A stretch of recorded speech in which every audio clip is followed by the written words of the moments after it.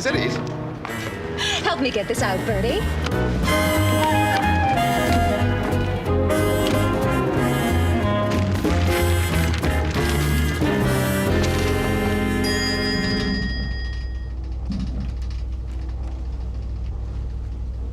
That you back there, Mr. Wooster? Yes, it's me, Mr. Curry Bear.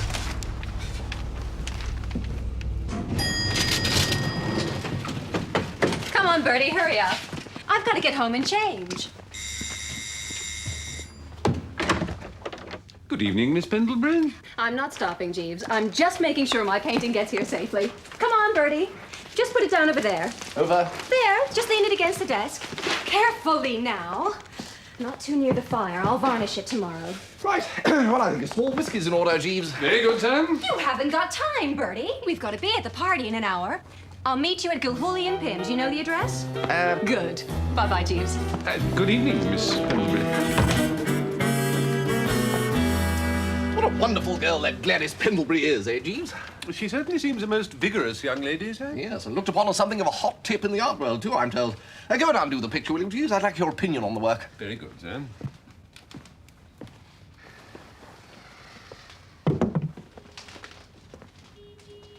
You may ask, Jeeves, why I should spend perfectly good money commissioning a portrait of Aunt Agatha, scourge of the Woosters. It did occur to me, sir, to wonder.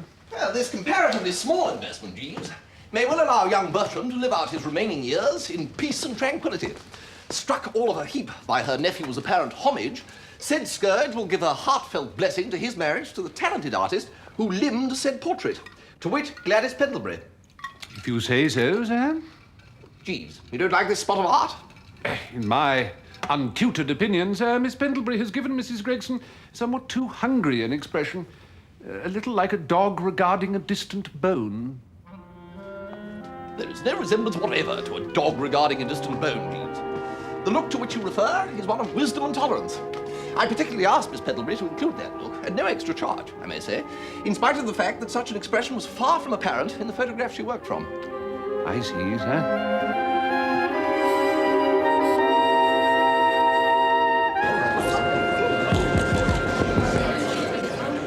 Ladies and gentlemen, thank you. We hope you're all having as much fun as we of Gwladys and Pim are. My name is Lucius Pim, and just as our agency is proud to be advertising Slingsby's new range of superb soups, I'm proud to introduce you to Mr. Alexander Slingsby.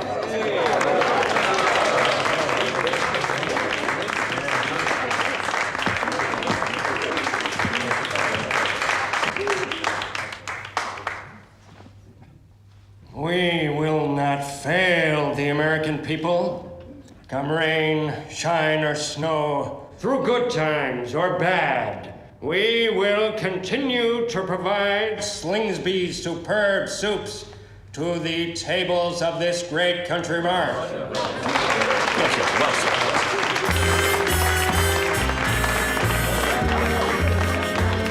Soups do something to me, something that really mystifies me. Slingsby's, how can it be? You have the taste to tantalize me. I just live for your broth. Life's not the same since Slingsby's came. You're a flame and I'm the moth. 'Cause Slingsby's do something to soup that nobody else can do.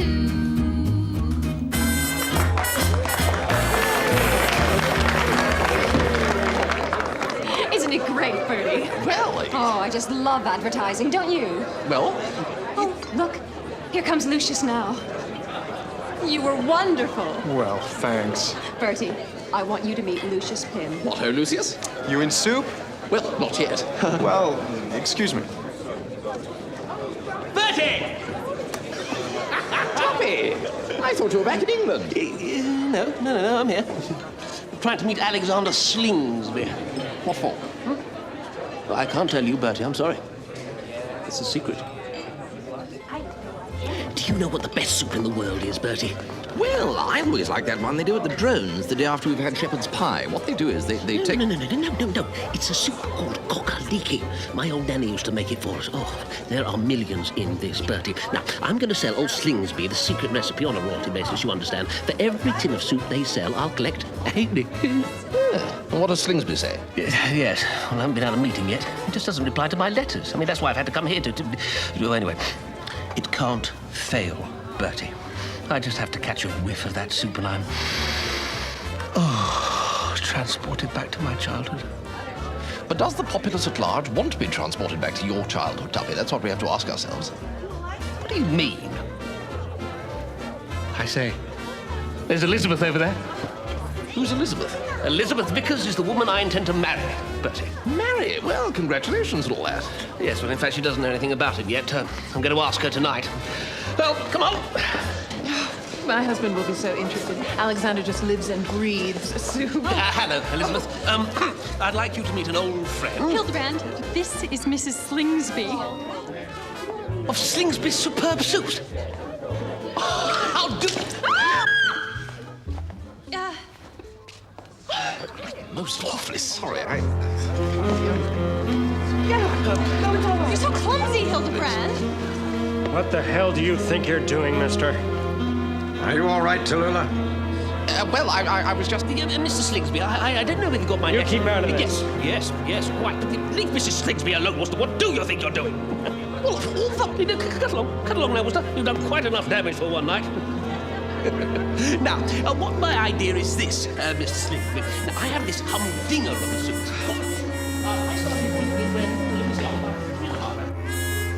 I'm not at all easy in my mind about a certain cove by the name of Lucius Pym, Jeeves.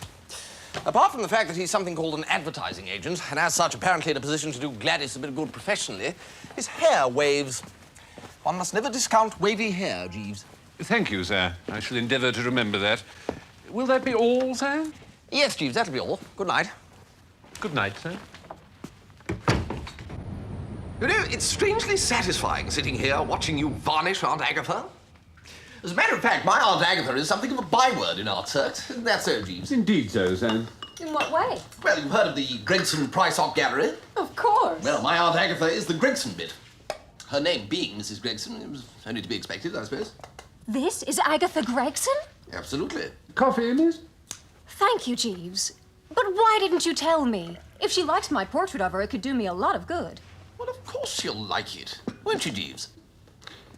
I'm sure Mrs. Gregson will lose no time in expressing her opinion of the work, miss. Yes, we must get her to see it as soon as possible. Of course, dear Aunt Agatha's in England at the moment, but we'll take it over with us next month. Mrs. Gregson to see you, sir? Bertie? Aunt Agatha, what are you doing in America? Sit. As you can see, Bertie, your cousins have at last been apprehended. Apprehended? Kindly do not interrupt me, Bertie. They sail for South Africa tomorrow on the Pride of Natal.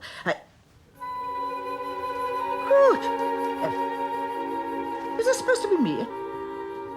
Well, as a matter of fact... What an extraordinary daub. Oh, look here. And who, pray, are you? Well, I'm glad you asked that, Aunt Agatha. Don't you talk to me like that. You are not the dealer, I trust, who's trying to pass this discolored canvas off on my nephew? Gwladys, wait! Never speak to me again, Bertie Wooster! Gwladys! You see, I knew it. One comes to recognize these shady art dealers, you know. That was Gwladys Pendlebury. She painted the picture. Oh, poor girl. You should have told me, Bertie. Had I known she was responsible, I would have been more forthright in my criticism. You could hardly have been more forthright, Aunt Agatha, without physical violence. It is as well for a young girl to be aware of her shortcomings early on in life. But to get back to Claude and Eustace, they leave tomorrow morning. But aren't they in the middle of their term at Oxford? They were expelled a month ago. We behaved badly. We realize that. Very badly. Do be still. Their father is determined that they shall start life anew in the colonies. Their father's been dead for years. It is but a veil, Bertie. The veil can be pierced. Until they sail, they're in your charge. Mine? You will put them up here tonight and see that they're at the docks, ready to board the Pride of Natal tomorrow morning. Jolly decent of you to put us up, Bertie, old thing. Oh, not at all. No, I only wish it were staying a good long time. You hear that, Eustace? He wishes it was for a good long time. What do you propose to do, Bertie, in the way of entertaining your handsome guests tonight? Well, I suppose we could have a bit of dinner in the flat. And afterwards? Afterwards. Well, I thought we might chat of this and that, and then it struck me that you'd probably want to turn in early, as your boat sails first thing in the morning.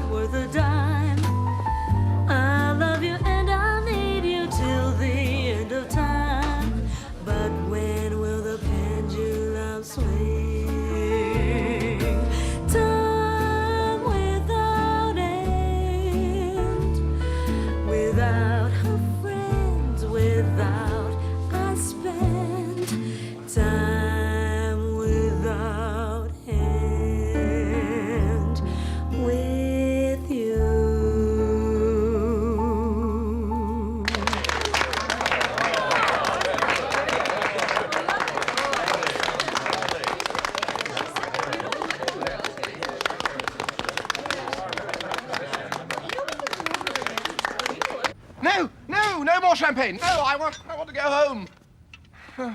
Good afternoon, sir. Oh, Jeeves. Jeeves, I'm getting too old for all this. I feel like something has been rejected by the Pure Food Committee.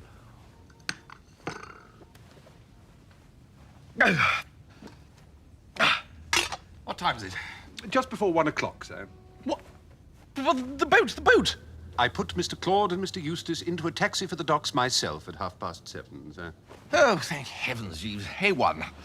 Well, at least I may have satisfied the scourge, but what on earth am I going to do about Gwladys, Jeeves?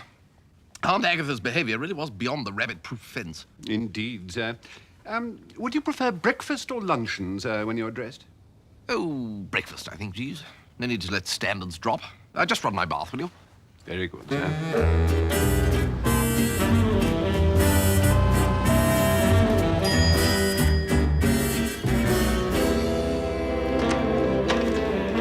Hello? What ho, Bertie? Had a nice, refreshing sleep? You're meant to be in South Africa. It's like this, old man. You remember that wonderful singer you introduced me to at Ciro's last night? Marion. Marion. We're soulmates, Bertie. Oh, pish. Soulmates? Anyway, I gave old Eustace the slip at the customs shed and slid back here. Is that breakfast you're having or lunch? I'll go and see what old Jeeves can rustle up. I'm famished. Smooth work, Bertie. Smooth work. Oh, my aunt, well, what are you doing here? I eluded poor old Claude in the customs shed and snaked off in a taxi.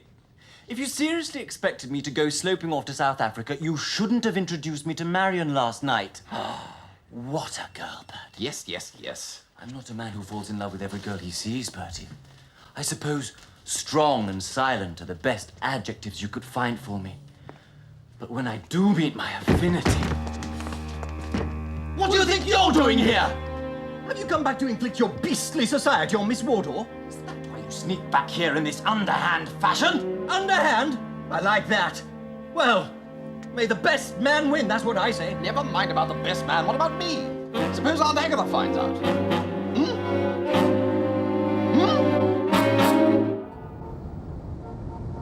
What time did Mr. Claude and Mr. Eustace get in last night, Jeeves? One at 3:45, sir, and the other at 3:50. How do they do it, Jeeves? Well, sir, I read an article last week in Scientific American which propounded the theory that we all contain something which it called a body clock. In the very young, this mechanism acts less like a clock and more like the mechanical toy which runs randomly around the floor at high speed, only changing direction when it bumps into an obstacle. Yes, well, all I hope is the spring unwinds before they bump into my Aunt Agatha. Indeed, sir. Meanwhile, we can only watch and pray. Miss Pendlebury is still proving obdurate, Jeeves. She wouldn't answer my telephone calls yesterday. In my experience, ladies who spell Gwladys with a W are seldom noted for their reliability, sir. It gives them romantic notions. With a W, Jeeves? No. Spell it with a G. If I might draw your attention to the signature on the portrait, sir. Good Lord. G.W.? I blame Alfred Lord Tennyson and his Idylls of the King, sir. It also accounts for Catherine, Isobel, and Ethel, all spelt with a Y. But Gladys with the W is a particularly virulent form, sir. Well. Come on, Bertie. We are going out to celebrate my engagement. Engagement, Tuppy? You mean the poor unwitting girl said yes? She did. I told her. I said, I may be poor but honest now, but we could soon change all that. In a couple of months' time, I'll have the whole of New York at my feet. Well, all the ones who like soup, anyway. And she fell for it? She saw reason, Bertie. Hook, line, and whatever call it. But it's the truth, isn't it? I mean, old Slingsby thinks my cock-a-leaky recipe's the bee's knees. I mean, his lawyers are drawing up a contract and everything. Well, congratulations, Tuppy. I always said that one day your talent would be recognised. Well, come along, lunch is on Bertie.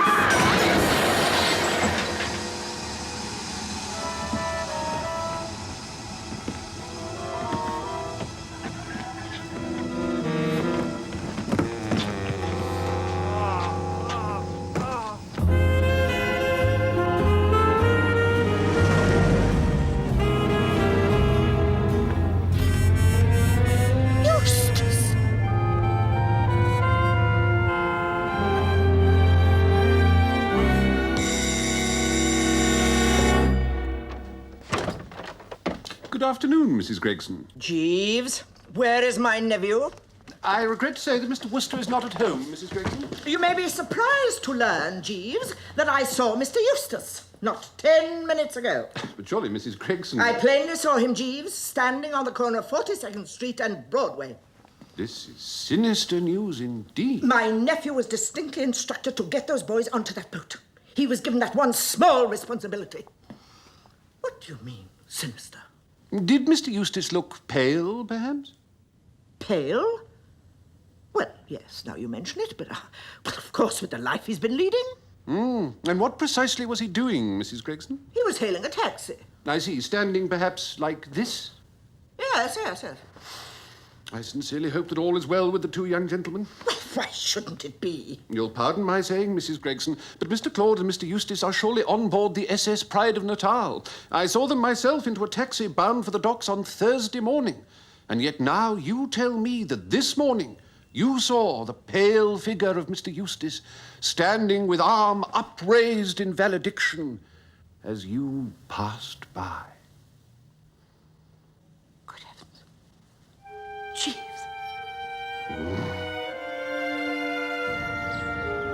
Bertie, I'm uneasy. Uneasy, eh?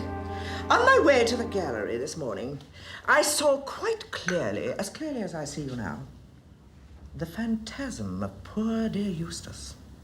The what of poor dear Eustace? Pay attention, Bertie. The phantasm. The wraith. Oh, all right, Aunt Agatha, it's a fair cop. I tried. Do be quiet, boy. It was only for a moment, but it was so clear that for an instant I thought it was Eustace himself. Do you think those poor dear boys are safe, Bertie? They've not met with some horrible accident. Oh, I see. A phantasm or wraith. Well, I mean, to say by Jove, it's always possible. Those in peril on the sea and whatnot. It's pretty dangerous stuff, water. You know, typhoons and so on, waves. Don't blither, Bertie. No, right. Well, I'm sorry, Eustace. Marion does not want to see you. She as good as said as much last night. What rot! She distinctly said to me that she was fed up with you hanging around like a vulture with the crew. Ah, the very persons I've got a bone to pick with you. Oh, not now, old chap. No time for bone picking. I'm just off to take Marion to the races. I'm taking Marion to the races. Neither of you is taking Marion to the races. What? You were seen this morning by Aunt Agatha. No. Fortunately, she's got it into her head that you were some kind of wraith. That's why I'm going to the wraith track. Very amusing. Yes, well, jolly as it may seem to go around giving Aunt Agatha shocks, I must from now on absolutely forbid you from wandering at large around the metrop. Well, I suppose we could buy a couple of disguises. My dear old chap, the brightest idea on record. That's settled then. What a lark about the accident, though, Bertie, eh? Accident? What accident?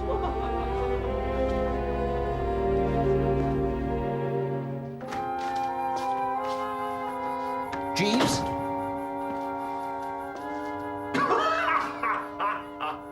Jeeves?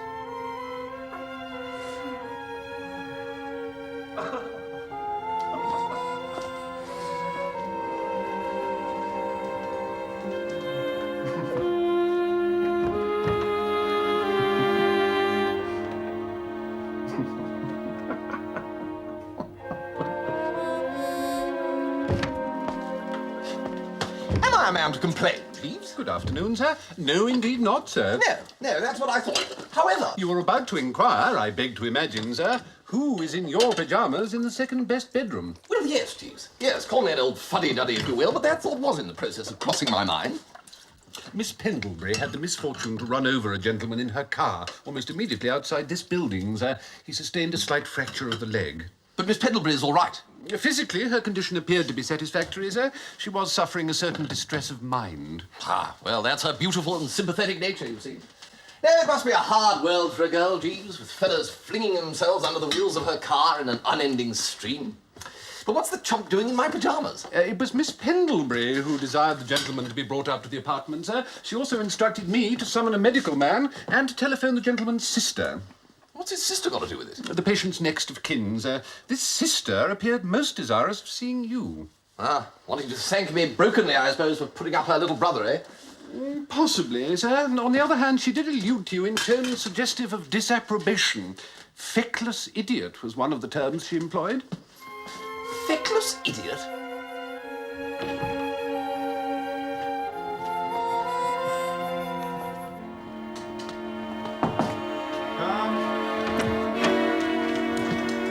You? Ah, Wooster. You didn't tell me it was Lucius Pym? I didn't wish to distress you any further, sir. Well, how long was he going to be here? About a week or so, I fancy. A week? Now, about this accident, Wooster. My sister is married to Alexander Slingsby. What, the soup man? Yes, I met him the other night. Yes, the point I am trying to make is that my sister loves me devotedly, and she might try to persecute poor little Gwladys if she knew that it was she who was driving the car that laid me out. But she doesn't know. I told her that I was knocked over by a car driven by you.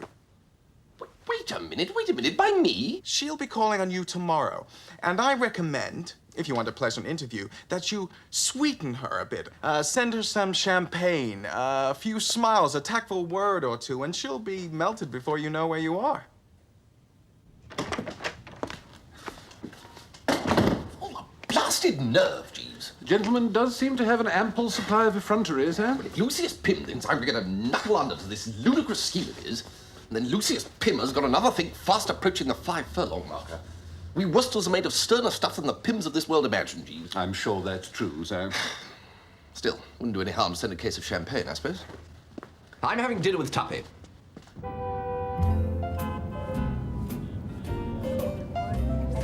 I could leave the old days behind, leave all my pals.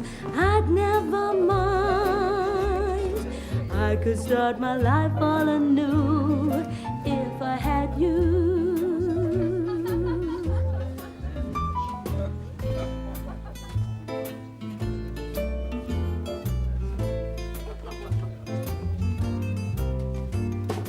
I could be a king, dear, uncrowned, humble or poor, rich or renowned.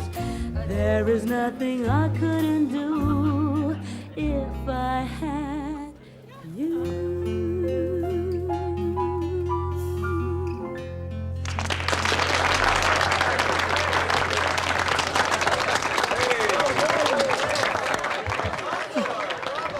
Well, I'd just like to say that old Tuppy's a lucky dog. To Elizabeth and Tuppy. We're going to be very happy together, aren't we, darling? Yes, well, if you remember that I'm here, I suppose that's just possible. You haven't taken your eyes off that fat singer since she came on. But she was singing. Do I have to stand up and sing in order to get any attention? Of course not, darling. I was just... I have never in all my life been so humiliated. What does she mean? Elizabeth! Poppet! What ho? Bertie, we took your advice.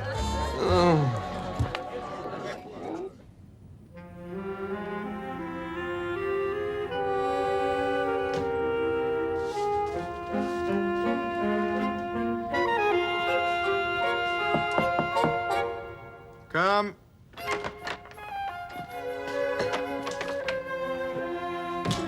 A fine painter, Miss Pendlebury, is she not, Mr. Pym? She's a great girl, Jeeves. I just can't seem to get anywhere with her.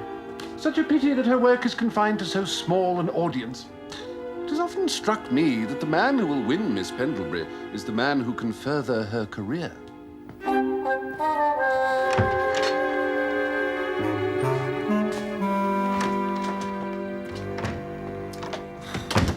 You don't have to go running after that fellow Pym all the time, you know, Jeeves. It's really no trouble, sir. If he wants a room service, he can jolly well go to a hotel and pay for it. Any sign of the dratted sister yet? No, sir. Well, I'm going to get on with practicing my putting. Next year I should have my entire schedule put up. Very good, sir. Oh, Jeeves, have a think about the Gwladys Pendlebury imbroglio, will you? I'm absolutely at my wit's end. Certainly, sir. And will that be all, sir? Yes, Jeeves, that'll be all.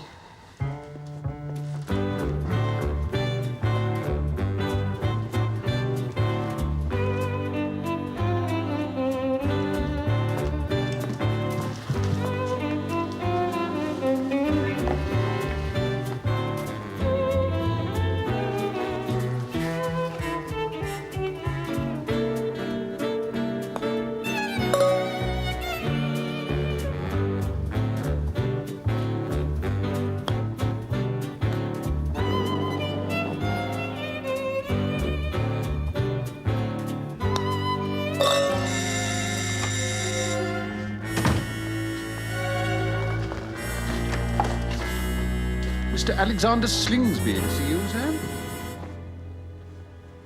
I need hardly tell you why I'm here, Wooster.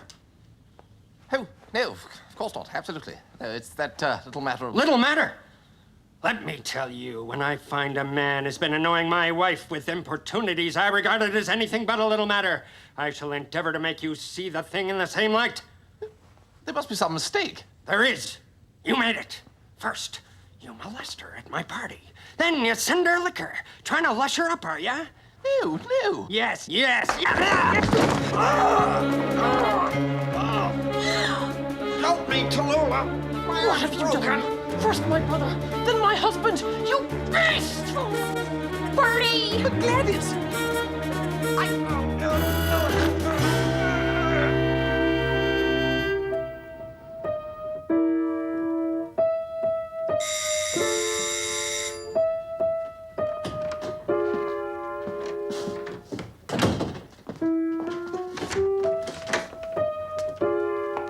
Hiya, Jeeves. Mr. Wooster's cousins aren't around, are they? No, Miss Wardle? Thank God for that. Bertie, Marion. I'm sorry, but you're going to have to do something about those cousins of yours. You're seeing a good deal of them, are you? I can't take a step without tripping over them. I'm leaving town, Bertie. Oh, it can't be as bad as that, surely. Can't it just? They've taken to calling at my apartment together. They just settle down grimly and try to sit each other out. It's wearing me to a shadow. I've taken an engagement at a resort for the summer just to get away from them.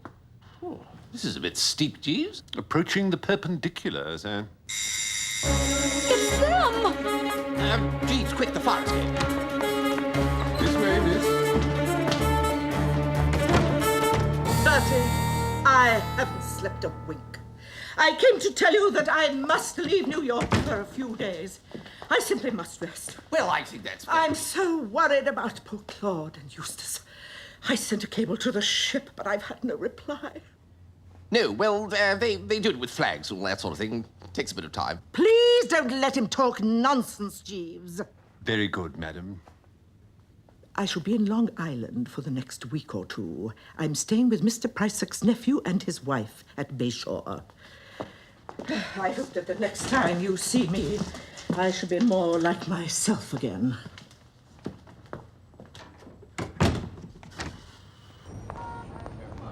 She scratched the fixture, Bertie.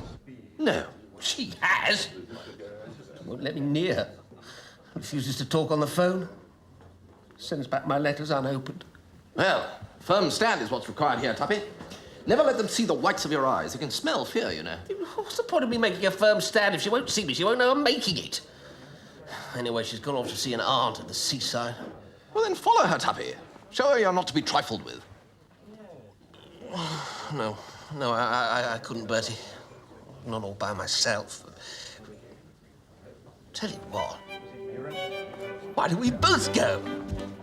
Me? Well, a spot of sea air might put some wind in our sails. Don't you think, Jeeves? It's always possible, sir. My sails can do with a bit of wind in them. What's this Bayshore place like, Tuppy? You've been there before, haven't you, to my cottage? I didn't even know you had a dreaded cottage. Oh, yes. Just rented it for the summer. Just a little shack, really. Bayshore, please, one way. Bayshore, please.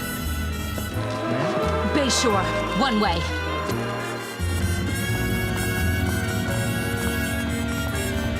Bayshore, Long Island. Ma'am.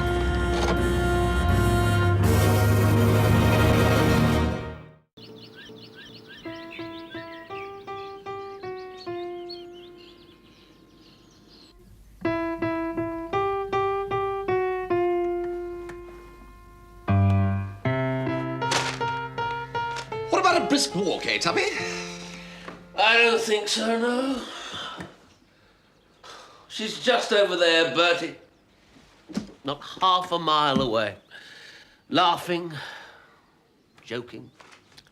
But we could go down to the beach. Elizabeth might be there, on the beach. You might be able to save her from drowning or something.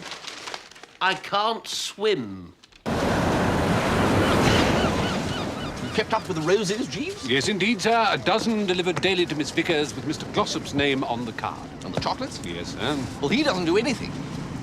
Follows her all the way down here, then just moons about the place, rubbing ointment into his mosquito bites. One is consoled by the reflection that it is a healthy life, sir. He's become quite a popular pet with the mosquitoes. They never bite me, do they, you? No, sir. Well, there you are, you see. They just seem to hang around waiting for Tuppy. They want to be in good condition for him. Jeeves, that's her. That's Elizabeth Vickers. Indeed, sir. And that blob covered in sand and ice cream must be a nephew or something. It would appear so, sir. Jeeves, I have an idea. Nay, an inspiration. I should be most interested to hear it, sir. We are going to kidnap that child. I shall be returning to the cottage now, sir, if that is consistent with your wishes.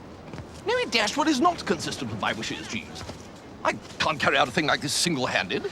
I regret that the terms of my employment do not permit me to take part in criminal activities, sir. Oh, what rot, Jeeves. We're only going to borrow him for an hour. In any case, there's nothing remotely criminal about bringing two loving hearts together. That is not an assertion I should care to see tested in a court of law, sir. Well, you disappoint me, Jeeves. Is this the way the Jeeveses of old faced fearful odds? I should imagine, sir, that it must have been, or else the line would have been speedily extinguished.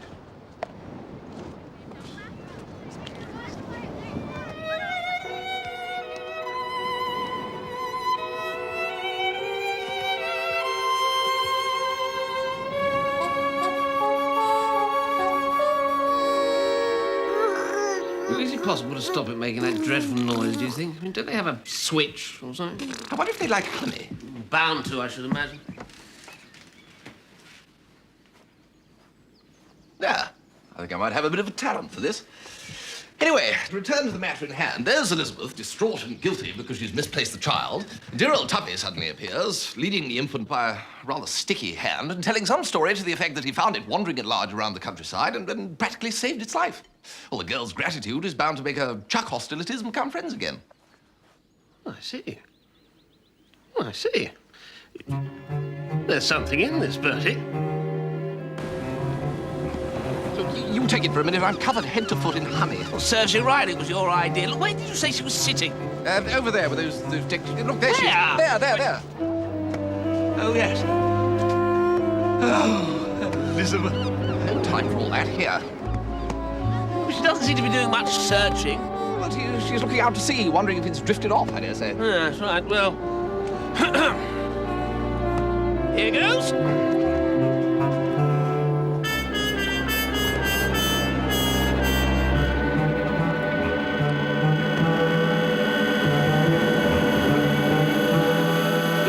Relation at all.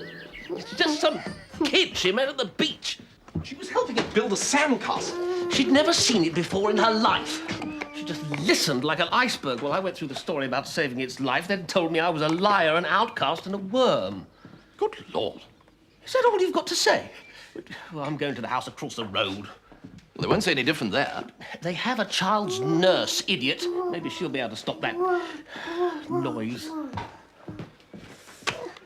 Now then, listen to me. I want to know your address. I get sticky. This is a very serious matter. Thank you, no, I think I'll wait until dinner. Now then, where do you live? Who is your father?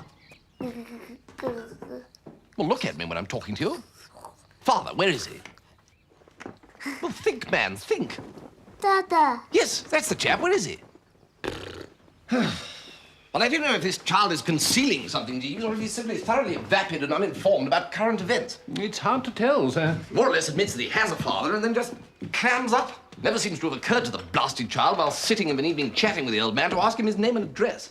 It's often the way, sir. The younger generation takes little interest in the activities of its elders. It has occurred to me, sir. You haven't had one of your ideas, have you, Jeeves? Not for ridding ourselves of the infant, no, sir. But it seems to me that we might, being burdened with the child, at least use it to solve Mr. Glossop's problem. Really? I don't see that. Well, sir, I attended the performance of a cinema film recently in which the estranged parents of the child were brought together again by the tot in question. Well, how? If I remember rightly, sir, it said, Dada doesn't do love mummy no more.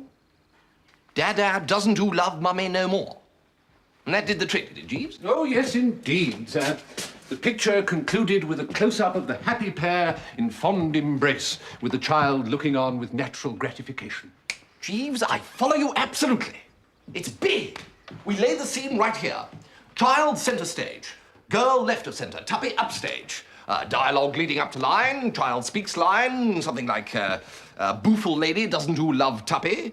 But can the child learn its line, Jeeves? Well, sir, if I might make the suggestion, I would advocate the words kiss Tuppy. It's short, readily memorized, and has what I believe is technically termed the punch. Genius, Jeeves. No, you must say kiss Tuppy. I'm sorry, unless you comply with our wishes in this matter, no more toffees will be forthcoming. It's no good talking to him like that, Jeeves. I'm doing my best, sir. Well, don't give him a toffee until he comes up with the goods. You're being far too soft on him. Let me have a go. Right, now then, say kiss Tuppy. Kiss Tuppy. Kiss Tuppy. There you are, you see, Jeeves, you did it. Well done, sir. Have you been eating these? No, sir. No, well, better hop down to the shop and get some more. Get about 100 weight. Very good, sir. Right, now then, toffee. Say kiss Tuppy. Kiss Tuppy. Well done. That's the last one for the moment. Emergency supplies on the way. It's Mr. Wooster, isn't it?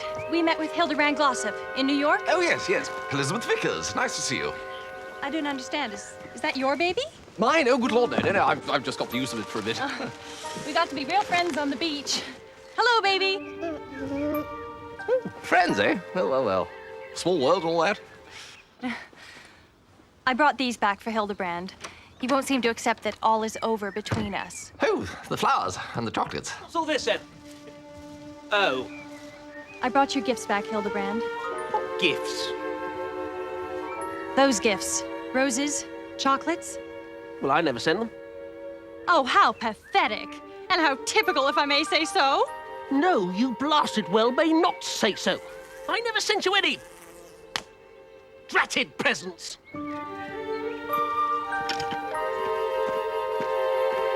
I don't care whose name's on that blasted card. Don't care? Well, isn't that just like you? Do you care about anything, Hildebrand Glossop? Well, yes, I do, since you so kindly ask. I care about having my privacy disturbed by some Tuppy. dratted girl accusing me of buying her roses and chocolates. I bet you bought presents for that fat singer.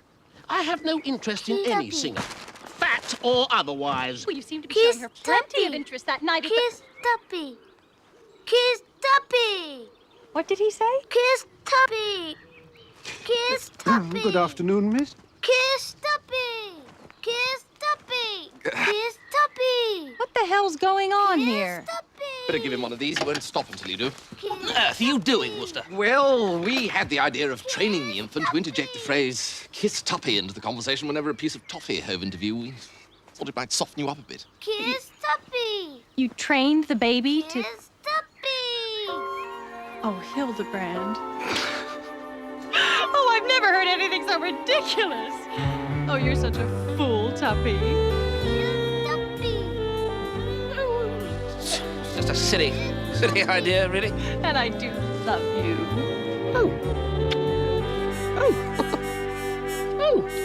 Kiss Tuppy.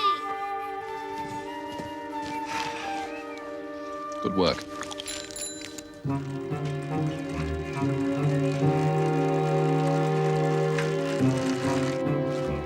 Good afternoon, gentlemen. Can't find Miss Wardle anywhere, Jeeves. I wonder if she might be visiting her old friends, the Prysocs. The Prysocs? The large white house on the right. White, right. Perhaps you gentlemen would be kind enough to take something over there for Mr. Wooster.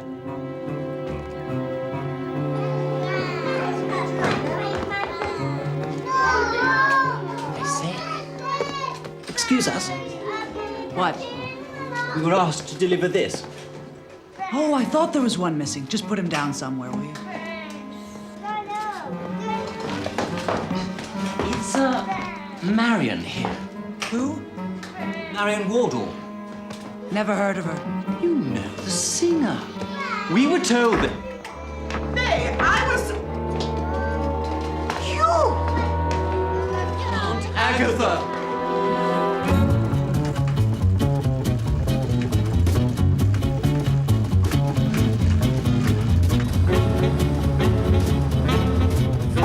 Faster! We've lost them.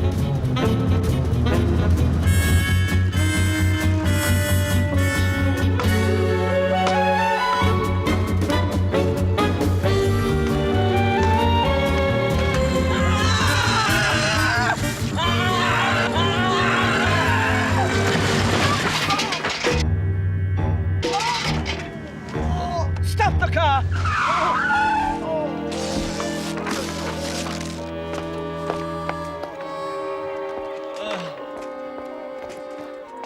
Claude! Eustace! What is the meaning of this?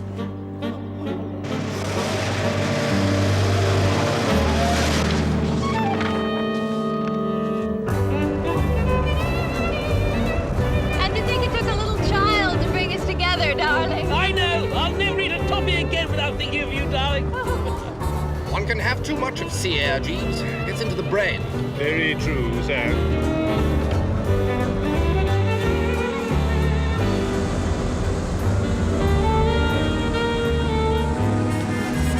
Wait a minute! It can't be. Good God! That's my Aunt Agatha. That's my soup!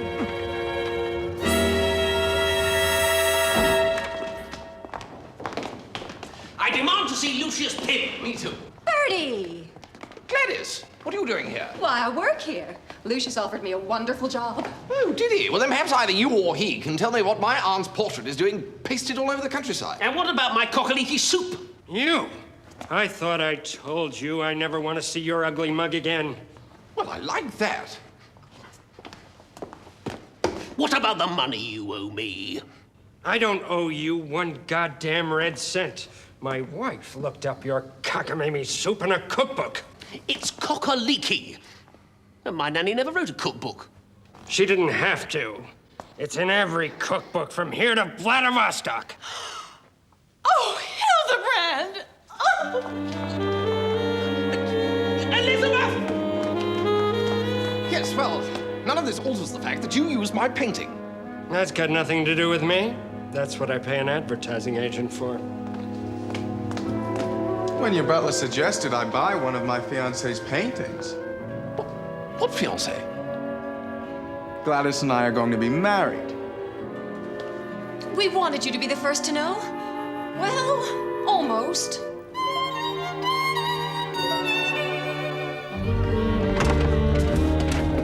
This time you will go to South Africa, and you will settle down and be of no further worry to your poor mother. No, Aunt Agatha. We were led astray, Aunt Agatha. Yes, well, there's some truth in that.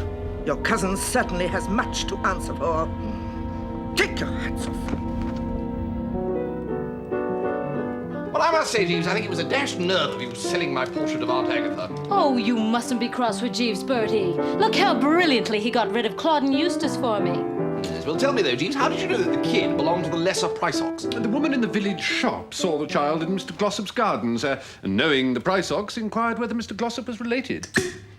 And we're both better off than poor Tuppy. Yes, well, serves him right, him and his nanny's cockaliki soup. You do something to cockaliki, something to really mortify him. You've made old Tuppy feel quite peaky. What can we do to fortify him? Brilliant. He'd lost sleep for that soup. Jeeves? At one fell swoop, the Slingsby group knocked Mr. Glossop for a loop, sir. 'Cause you do something to cockaliki that's given old Tuppy croup. Well, cheerio.